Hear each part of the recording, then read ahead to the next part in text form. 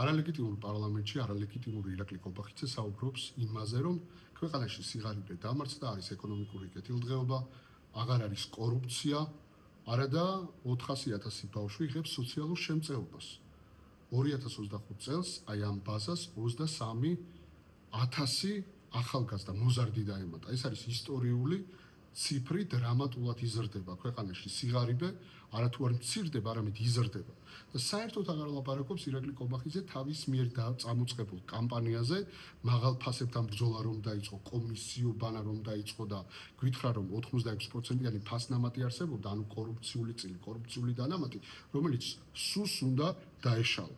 მაგრამ ეს გამოძიებები, ეს კომისიები ისე დამთავრდა, რომ გაქრა საერთოდ 86%-იანი ფასნამატი, მაღალი ფასები კვლავ რჩება, კვლავ იზრდება ფასები და ამაზე ცხადია, სწორედ ირაკლი კობახიძეა პასუხისმგებელი და ის ამ პასუხისმგებლობას ვერ გაიქცევა.